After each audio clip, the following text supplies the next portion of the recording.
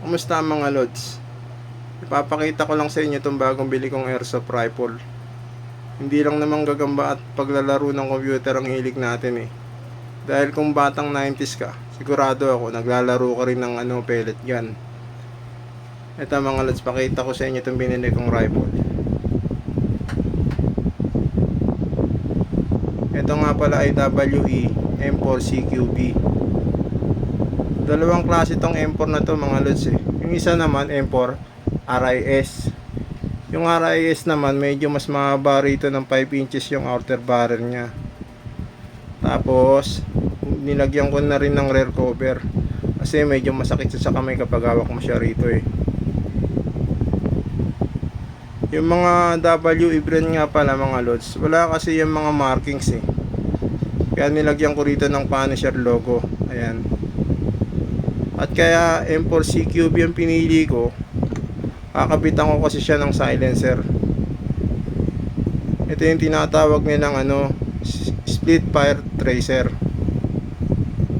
Ayan. Umiilaw to mga lods kapag dumadaan yung bibis dito. Tapos yun naman yung red dot scope. Dahil kakabitan ko rin siya ng scope eh. Pasensya na mga lods, medyo magalaw yung camera. Wala kasing maghahawak ng camera, ako lang mag-isa rito eh.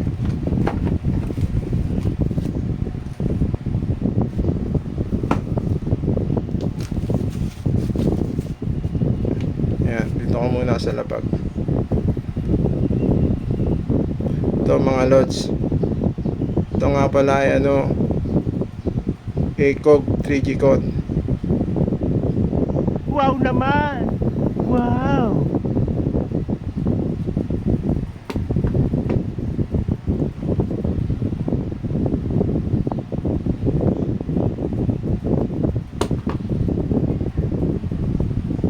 Ayan siya mga lods oh.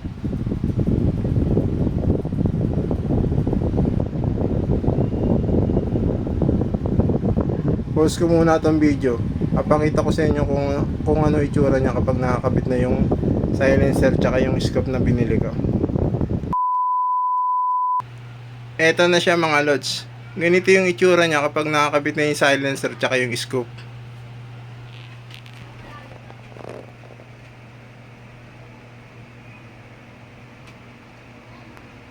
Oh my God!